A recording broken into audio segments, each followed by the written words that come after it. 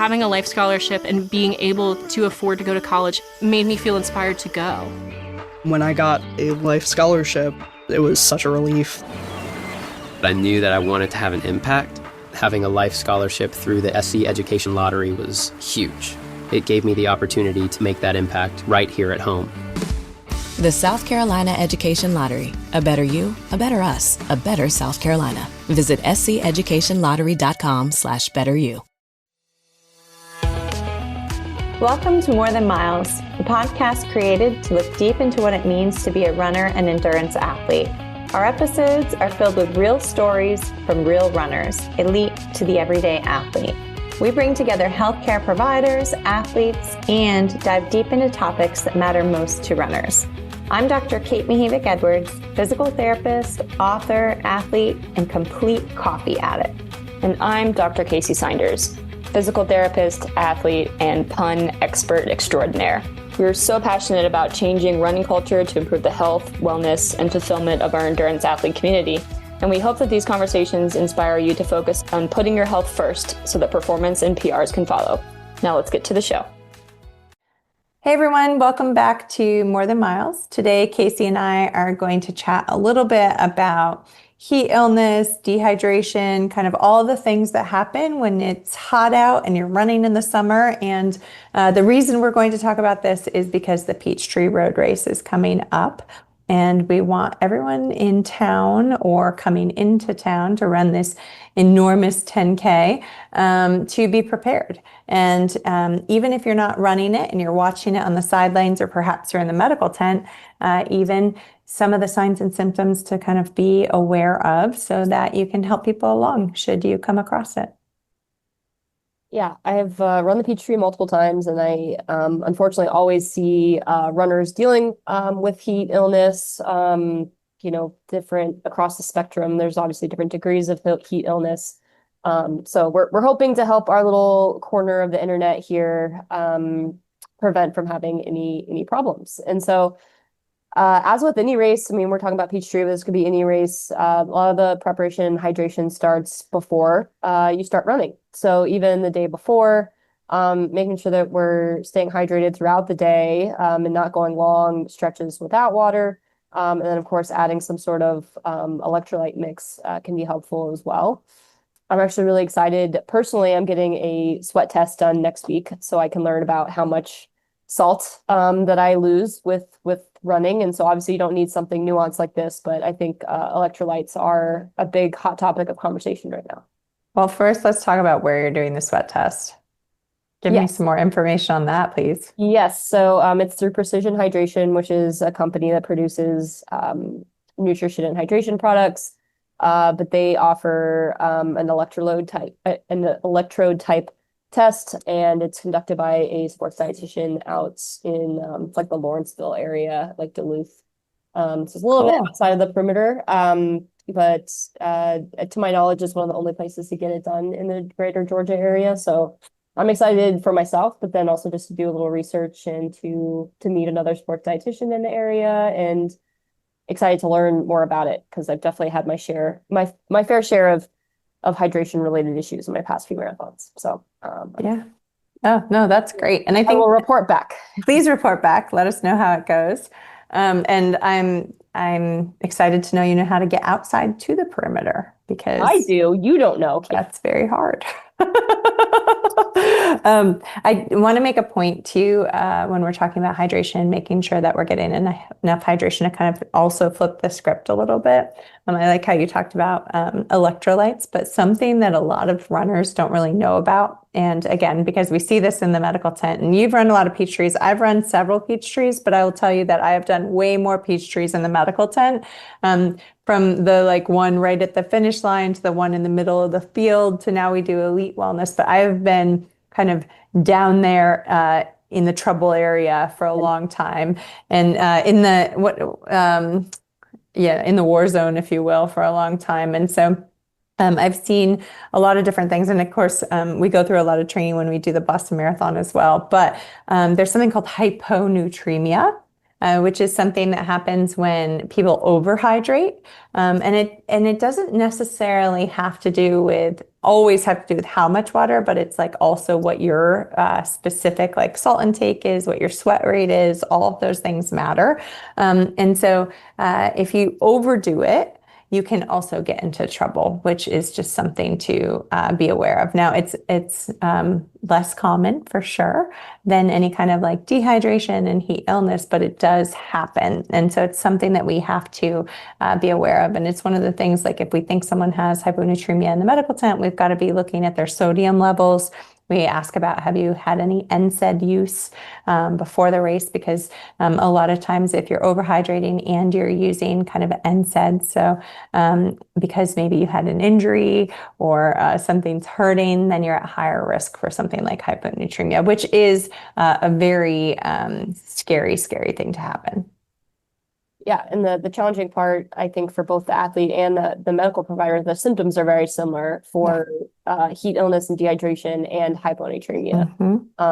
So yeah, hyponatremia has to do with your electrolyte balance. So it could be because you've been drinking too much water and not enough electrolytes, or kind of any balance therein. And so it can be equally as dangerous. But yeah, like that dizziness, confusion, brain fog, heart rate changes. All of those things can be hyponatremia. They can also be heat-related illness. So, but yeah, definitely something to keep in mind, and making sure that you're being balanced, I guess, in your hydration.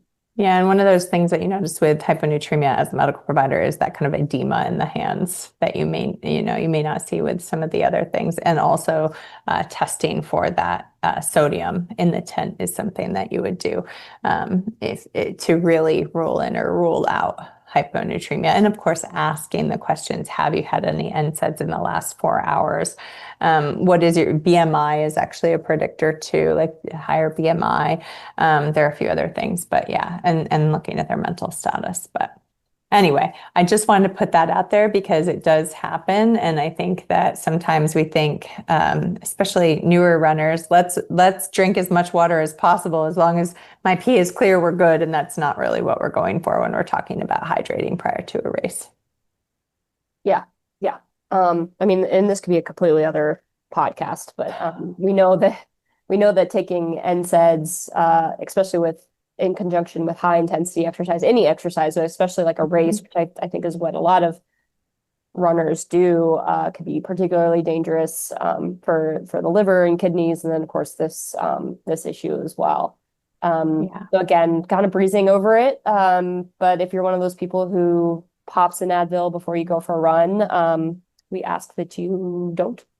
Yeah, it's probably better if you don't. And that's the thing, right? So Peachtree is one of those races. And again, there are a lot of these kind of races. I know the Boilermaker in upstate New York is the largest 15K in the world. That's like the week after. But a lot of these races people do every year. So it's a tradition. And so maybe they didn't train the entire year. Or maybe they trained a couple weeks leading up to it, but they're like, oh, I did it last year, so I'll do it. And so then things show up. And so those are the people that typically get in trouble because they haven't acclimated to the heat. Maybe they have an ache and pain or ache or pain that they pop an NSAID for, which they shouldn't do. There's a lot of different reasons. Maybe they push themselves harder because their body's not ready for it. And those are the people that we always see in the medical tent. It's usually like we see some elites, and then it's quiet for a while. And then we see all those people that were later in the start because they are more undertrained for the race. Yeah, and because this is one of those mass events where, there may be not people who do run year round. I definitely have had patients come in and be like, I train for the Peachtree, I run the Peachtree, and then I stop running till the next Peachtree. And, whatever works for you, love it. But I think, not only do we maybe have people who haven't trained properly, and especially in the heat and humidity here, or they're traveling in from somewhere else, for example, I think people get caught up in the competitive atmosphere and push themselves too hard without the training. And then, you add this layer of the heat and humidity. And sometimes I'm running down 10th Street, even, I'm not calling myself, I'm not sub-elite even, but like, I'm, the wave A, the first wave of Peachtree.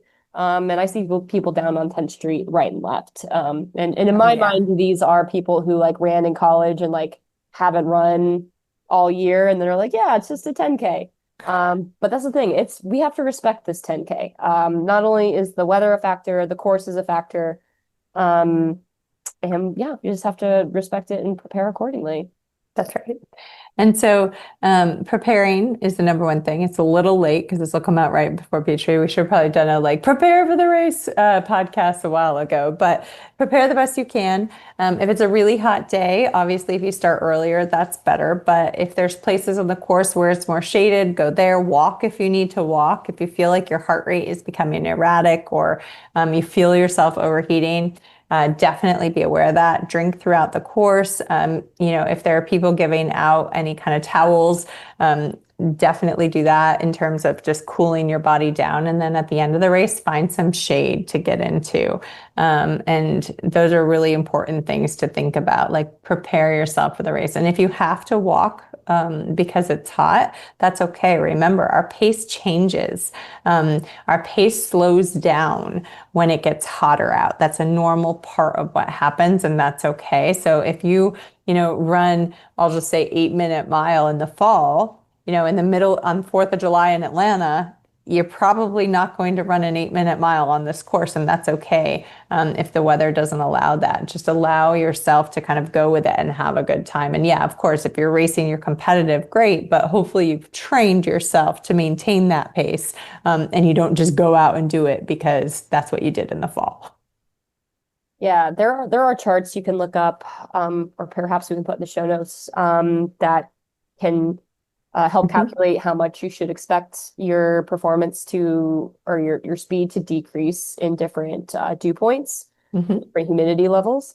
And I think this is a good like science-based reason, like, because we're athletes, we're hard on ourselves. You're like, so what? I should be able to still run my same pace. Like it's just mind over matter, right? And no, this is a real physiological strain. Heat stress makes a huge impact on our bodies and our performance. And so I think having this chart to kind of validate that and say like, okay, even if you don't have the race you want or you run slower than you, and you go in and do that conversion, you probably ran like maybe even better than you expected or as you expected, if you factor in that, the heat and humidity is going to slow you down a little bit. It's just facts. So it is. It was really interesting. Actually, I had this conversation.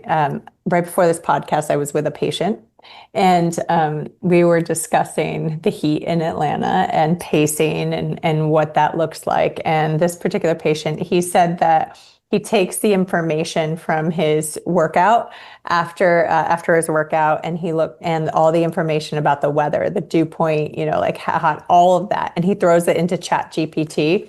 And he says, hey, what would my pace have been if it were 50 degrees out today and he like actually uses ChatGPT and asks it questions based on his training data and comparing it to those charts. And he says that he does it all the time. That's what he uses it for. So it was a really funny conversation because it was about these charts that are available. And he's like, oh, these charts, let's use ChatGPT instead. I'm like, God, I feel old. Yeah, so folks, just go to ChatGPT, ask it what pace you could have run in cooler temperatures, and give yourself a pat on the back. And then also remember that it might not be right. Yeah, so you have to review the sources and so on and so forth. But there is like some charts that have been out there forever. Forgive me, I don't remember the researcher who put out the chart, but it's it's fairly good. It's going to put you in that ballpark.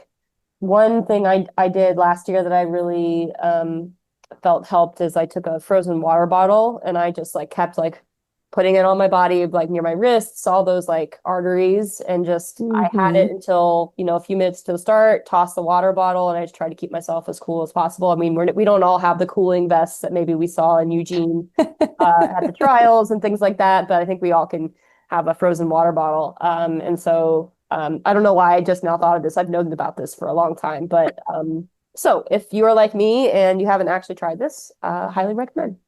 Well, yeah, and so all the places, by the way, if you don't know, are the axilla. So like the armpit, the neck, behind the knees. Those are all really, really good places. The wrist, like Kacy said, to put that cooling, whether it's an ice, a water bottle, or like a towel that was iced beforehand. And there is some research actually out there that supports using ice baths pretty close. And it's hard in the Peachtree because of how long you have to wait and the travel time and all of this. But there is some research that actually shows that if you do ice bath or cooling like that prior to a competition, it can help keep your core body temperature down a little bit and kind of set you up for a better race. I actually was looking because I don't know why I was looking at this research. I was looking at this research and reading it not that long ago, probably last month, going through and seeing like, okay, does it actually matter if you do the pre-cooling? And then again, if you're thinking about like women in that menopause transition, you definitely want to do some hyperhydration and some pre-cooling if you can. Yeah. So I guess, yeah, Peachtree is definitely a little bit of a logistical nightmare unless you live right at Lenox. And you can do that. But it's a good takeaway for other races where you might have access to something like that. To do some pre-cooling and just trying to keep yourself as cool as long as possible, because our body temperature steadily will rise and it's not going to come down because we're not going to be in a cool environment for quite a while, especially if we're out at a race. So trying to keep it as low as possible prior can help a lot. Yep. And then another thing to think about, and kind of like a story I have from the medical tent, is there's always this guy, and I may have told this story in the Boston one, but like there's always this guy every year that came to me with cramping calves, like so bad. And he always found me. I don't know why. I got the same guy every year. I actually love this guy. I wish I knew his name. But every year I would say, your calves aren't cramping because of your muscles. They're cramping because you are like, this is a heat problem. This is a hydration problem. This is a sign of heat illness. We need to get you more hydrated. And so if you're somebody who's like wondering why your calves are cramping, start drinking fluids during or after, because that's definitely a sign of heat illness. It is Ryan Seacrest here. There was a recent social media trend which consisted of flying on a plane with no music, no movies, no entertainment. But a better trend would be going to ChumbaCasino.com. It's like having a mini social casino in your pocket. Chumba Casino has over 100 online casino-style games, all absolutely free. It's the most fun you can have online and on a plane. So grab your free welcome bonus now at ChumbaCasino.com. Sponsored by Chumba Casino. No purchase necessary. VGW Group. Void where prohibited by law. 21 plus. Terms and conditions apply. Drivers who switch and save with Progressive could save hundreds. With that kind of money, you could go big time on a fancy water bottle with ultra titanium alloy metal. You're not sure why you need all that. I mean, it just holds water. But you're getting it anyway. Because if you're hiking near an active volcano and you accidentally drop the bottle into molten lava, your water will still be icy cold. Switch to Progressive and you could save big time for water bottles. Progressive Casualty Insurance Company and affiliates, not available in all states. Potential savings will vary. Yeah, I can't tell you how many times I've cheered at races at like mile 25 of a marathon, and just like out of nowhere, you just hear the scream, and they grab their hamstring or their calf, and it's scary. It's very scary. It is scary. And usually, if it's something coming on that suddenly and that sharply, likely it's due to dehydration of some sort, whether you don't have enough electrolytes or enough overall liquid hydration in your body. So yeah, I maybe should ask his name next time, but he'll always just be cramping calves guy. I know, cramping calves guy. Well, I'm not in that tent anymore because we do the elite care. So, I'm not in the pit anymore in the Peachtree. So I don't know where cramping. Intercontinental life. I know, bougie. I'm going to be in the air conditioning. Sorry. I actually remember at Peachtree, I didn't want to do it anymore at the medical tent because it is so hot in that tent with the sides. Even we had all these big fans and cooling, like it was so hot. And I remember the last year that I was down kind of in the pit area, if you will, or that's what I'm calling it. The first year I did elite wellness. I think it was just me that year. But Sarah was in the medical tent and she was so hot, but I was across the street in Grady in the air conditioning and I was treating the elites and she was in the pit and she was like, I came out and she was sweating and Jonathan, Dr. Kim was there because he's the medical director. He was sweating and I like just came out to say hi to all my friends in the medical tent and I was like, hey guys. And they looked at me, they're like, why aren't you sweating? I'm like, oh, sorry. I'm across the street. But then I did say, I did this for years. I feel like I earned this. Yeah, I totally think you earned it for sure. It was pretty funny though. I did have like this moment of, wow, I really feel bad for these guys. Should I stay over here and help? And then I was like, no, I think I'm good. Um, the other thing I wanted to say is keep walking, right? We talked about this for Boston, but like at the finish line, keep walking, people. Just walk through, don't stop. Because if you don't keep walking, then the blood flow. That's like why they have that long line after the finish line to keep walking, is so that it helps prevent any kind of like postural hypotension, like collapsing after exercise, so that your blood keeps pumping. So keep walking, get your t-shirt, and then lay down under the tree. Yes. Keep walking for a little bit. Luckily, yeah, they do have things staged a little bit, so you do have to walk a significant amount. And luckily, we do have shade in Piedmont Park, so you can get up on the hill and try to get cool there. Obviously taking the water, and I believe it's Powerade. I'm so sorry if I get the No, it is. I think sponsorship wrong. Yep. Getting some electrolytes in right away, because it may be a while before you get back to wherever you came from, right? Again, talk about the logistics of a point-to-point course. Just making sure you're not just like sitting out there and not doing the rehydration piece before you get back home. But I guess we should talk about, like, if you're out on the course and you do see a runner struggling, what to do, what kind of things to look for, right? So if you see someone who's like kind of zigzagging or seems to be kind of off balance or not, just something doesn't look quite right, they could possibly be struggling. And immediate care is really important in this case. So as much as we all care about our own race, definitely we need to stop and make sure that runner's okay and try to flag down medical attention for them. Yeah, for sure. And there's medical attention out on the course, and there's ambulances in different places. And so, and there's definitely a lot of communication going back and forth between the course and the medical tent at the finish line. So when someone goes down, they all communicate. So just, watch out for your fellow runners, watch out if you're a spectator, if you see someone weaving, if you see someone stop with cramps, they probably don't need to be stretched. They probably need to be hydrated. If you see, there's a difference between like real heat illness and dehydration. Like dehydration, you'll probably get that calf cramping.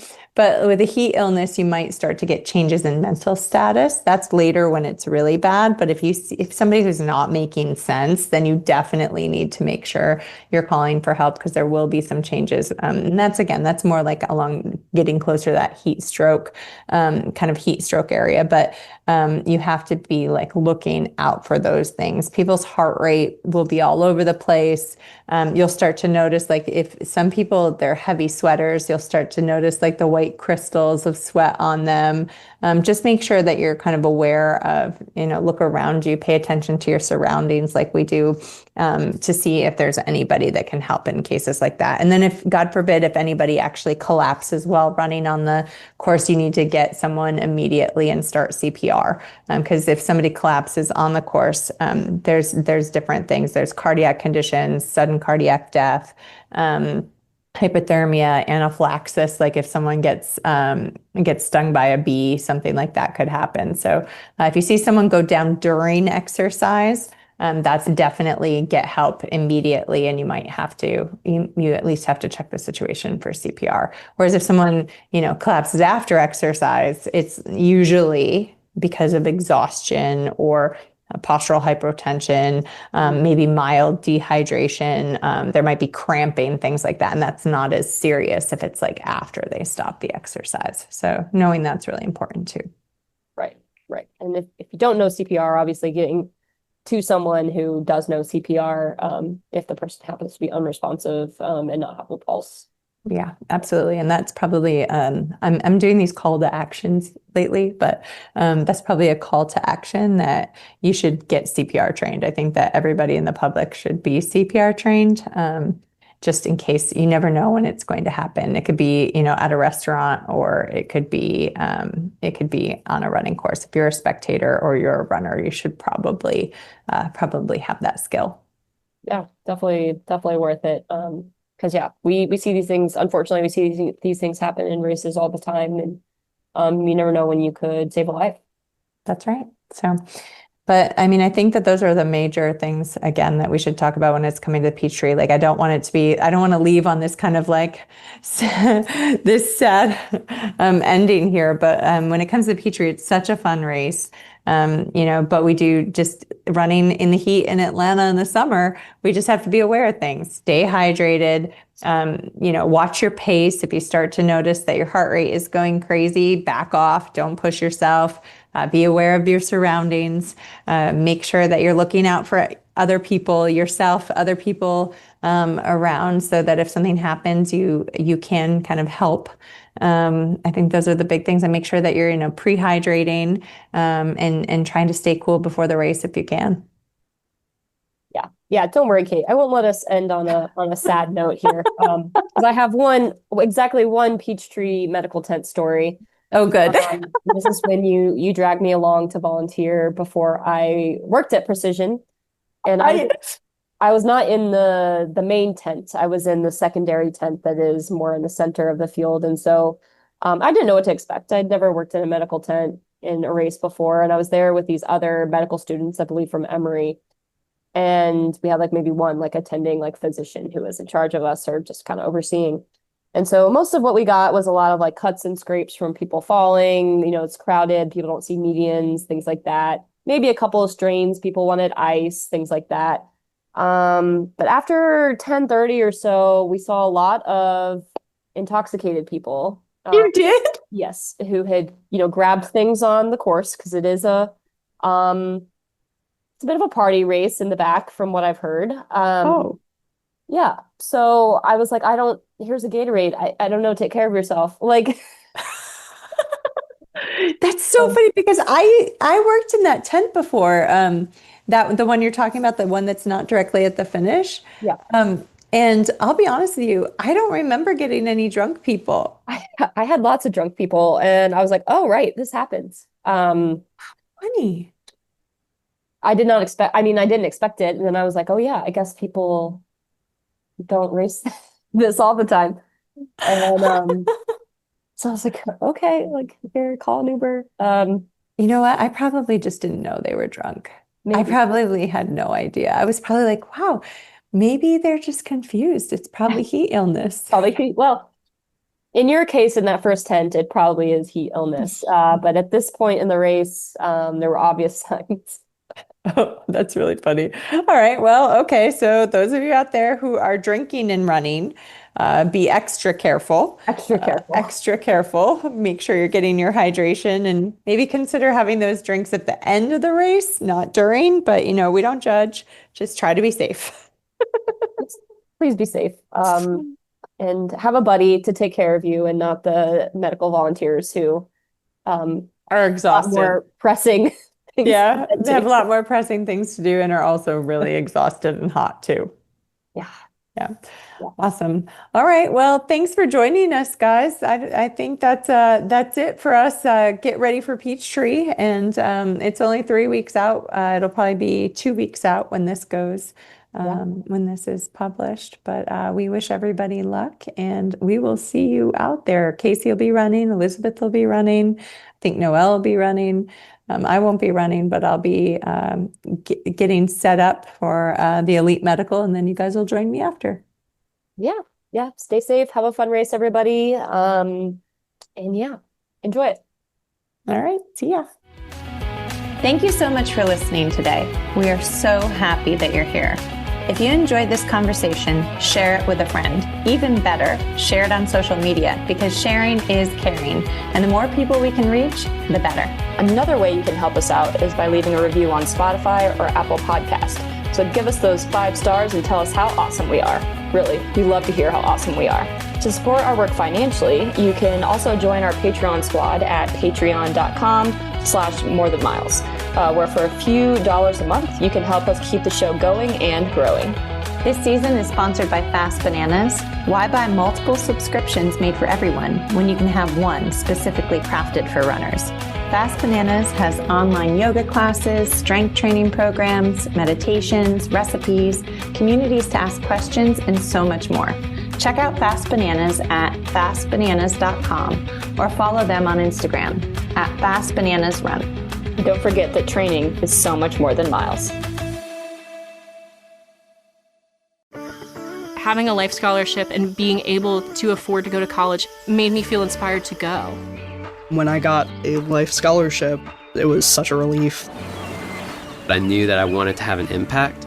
Having a life scholarship through the SC Education Lottery was huge. It gave me the opportunity to make that impact right here at home.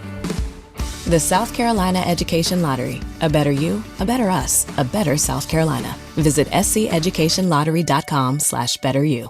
Bubba Wallace here from 2311 Racing. Funny thing about being fast, you end up waiting a lot. First to show up, first in line, then just waiting. Me, I rev up Chumba Casino. With over 200 social casino games, no slow lanes here. Why sit around when you can spin? I'm already racing. Your turn. Play for free at ChumbaCasino.com. Let's Chumba. Sponsored by Chumba Casino. No purchase necessary. VGW Group. Void where prohibited by law. 21 plus. Terms and conditions apply.